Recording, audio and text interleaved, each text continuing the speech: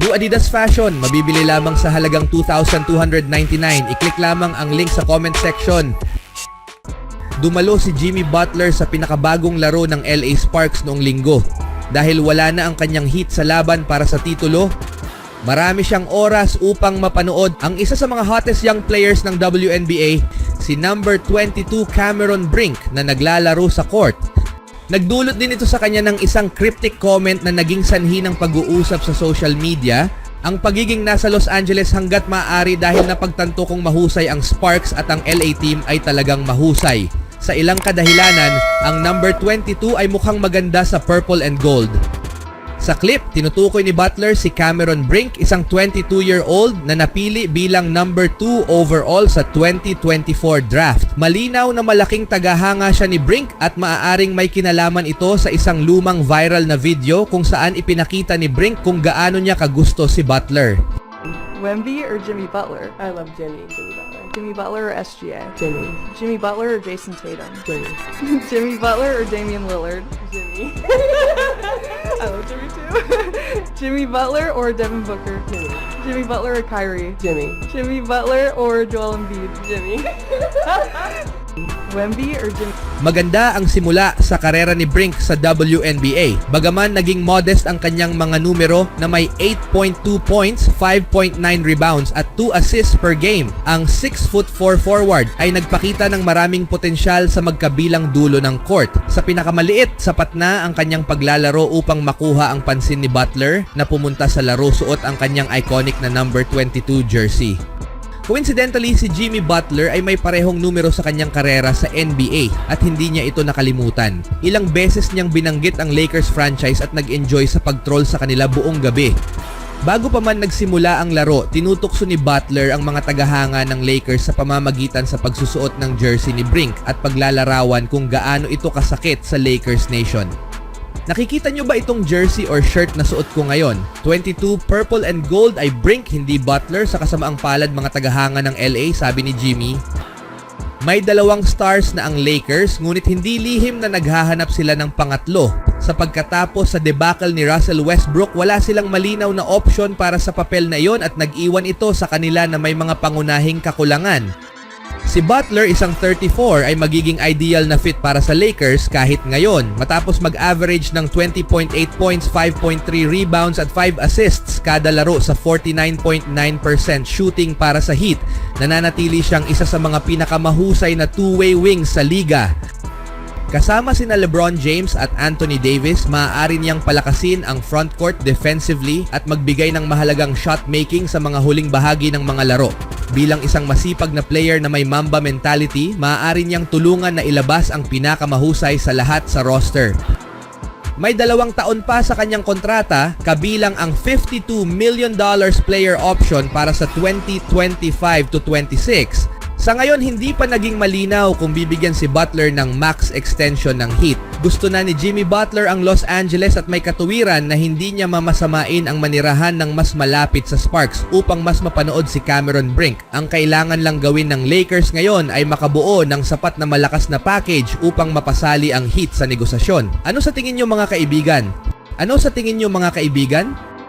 Sa ibang balita naman mga kaibigan, ang Los Angeles Lakers ay nag-uulat ng isang malaking pinansyal na hakbang sa kanilang pagtutok sa head coach ng University of Connecticut na si Dan Hurley. Ibinunyag ni Anthony F. Irwin na naghahanda ang Lakers na mag-offer kay Hurley ng kontrata na nagkakahalaga ng humigit kumulang $100 million sa loob ng 8 taon.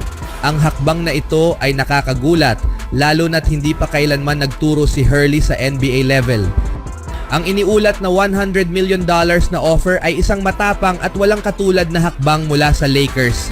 Ang ganitong kalaking pinansyal na pangako ay nagpapakita sa kanilang paniniwala sa kakayahan ni Hurley na magdala ng pangmatagalang tagumpay sa franchise. Sa kasaysayan, hindi kilala ang Lakers na naghahabol sa mga high-profile na college coaches kaya't lalong kapansin-pansin ang posibleng pagkuha na ito. Si Dan Hurley ay itinatag ang kanyang sarili bilang isang patunay na winner at isang bihasang tagabuo ng programa sa kolehiyo. Pinangunahan niya ang UConn Huskies sa magkakasunod na kampyonato ng NCAA na ipinapakita ang kanyang kakayahan na bumuo ng isang winning culture at makuha ang buong potensyal sa kanyang team. Ang kanyang tagumpay ay ginawa siyang isang kaakit-akit na kandidato para sa Lakers na naghahanap upang mag-rebuild at palakasin ang kanilang team. Sa kabila sa ambisyosong offer na ito, ang ilang miyembro sa loob ng organisasyon ng Lakers ay nagpahayag ng mga pangamba. May mga alalahanin tungkol sa kakulangan ni Hurley ng karanasan sa pag-coach sa NBA at kung maaari siyang epektibong mag-transition sa profesional na antas.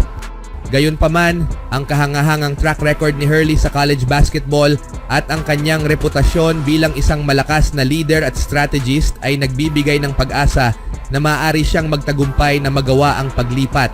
Ang pagtutok kay Hurley ay nagpapakita rin ng estratehikong pagbabago ng Lakers tungo sa pag-prioritize ng pangmatagalang kinabukasan ng franchise tulad sa binigyang diin ni LeBron James. Ayon sa mga ulat, pinayuhan ni LeBron ang Lakers na gumawa ng mga desisyon na inuuna ang pag-develop at tagumpay ni Anthony Davis at sa kinabukasan ng team kaysa sa kanyang agarang mga pangangailangan.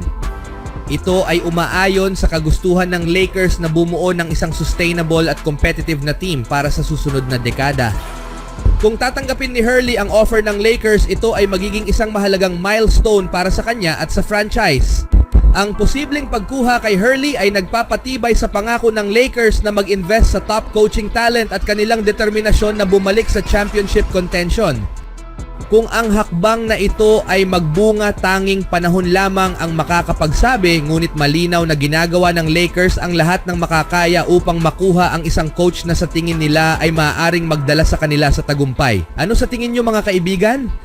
Sa sumunod na balita naman mga kaibigan, umalis ang Dallas Mavericks sa TD Garden na may 2-0 series deficit laban sa Boston Celtics sa NBA Finals matapos matalo sa Game 2 sa score na 105-99. Kailangan ng team na manalo ng kahit isang laro sa American Airlines Center upang maiwasan ang sweep sa serye. Si Doncic ay nakapuntos ng 6 na puntos mula sa 3 drives bago pa man ang unang timeout ng laro na nagpapakita sa kanyang determinasyon. Gayunpaman, nagkaroon ng maraming breakdown sa transition defense ang Dallas na nagpababa sa momentum na kanilang nabuo. Sa kabila ng mga pangamba tungkol sa kanyang injury, kabilang ang thoracic contusion, right knee sprain at left ankle soreness, hindi ito naging hadlang sa kanyang dominanteng performance.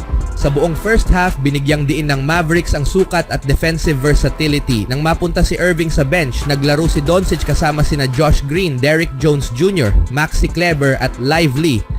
Sa madalas na sitwasyon, si Jaden Hardy ay nagkaroon ng rotation minutes kasama si Tim Hardaway Jr. na nagtapos ng streak sa DNP noong Game 1. Kahit na si Irving ang nagtapos sa period nang wala si Doncic, may mga defensive personnel sa floor. Si Dante Exum ay nakakuha rin ng mas maraming minuto. Matapos makarinig ng mga chant na Kyrie sucks mula sa crowd ng TD Garden, pinangunahan ni Irving ang isang pick and roll na nagresulta sa isang dunk ni Gafford at pagkatapos ay nag-finish sa rim laban kay White. Mula sa pagkakatrail ng 11 points, nabawasan ng Dallas ang kalamangan ng Boston sa 90-83 na may 8.6 minutes ang natitira. Nabawasan pa ng Mavericks ang lead ng Celtics sa 8 puntos matapos makapuntos si Irving sa rim at mahanap si Gafford sa isang lob na may 4.40 ang natitira sa laro. Ngunit tulad sa mga nakaraang spurt, hindi nagawa ng Dallas na gawing mas mahaba ang runs at makagawa ng seryosong rally. Isang mahalagang turnover sa pagtatangka na maiwasan ang backcourt violation ang nagresulta sa isang wide open 3-pointer para kay Holiday na kanyang naipasok. Sinundan ito ni White ng isang perimeter make. Na-trail ng 5 puntos ang Dallas matapos magamit ni Doncic ang slow step sa drive upang ma-foul siya ni Horford sa isang and 1. Ngunit sa huli hindi umubra ang lahat na pinangunahan ni Holiday ang panalo na may 26 points, Jaylen Brown 21 points, Jason Tatum at Derrick White na may 18 points each. Samantalang sa Dallas, si Luka Doncic ang nanguna na may 32 points, Kyrie Irving na may 16 points lamang sa pagkatalo. Matapos ang laban, sinabi ni Luka na kailangang gumawa ng mas maraming puntos para manalo. Ito ang kanyang sinagot sa isang reporter nang tanungin kung ano ang paraan para manalo. Always do it on my own, so I gotta get through it. And the only thing I know is to love what I'm doing. Never give up, never slow, till I finally prove it. Never listen to the no's, I just wanna keep moving. Keep my head up when I act, head up that's a fact. Never looking back, I'ma keep myself on track.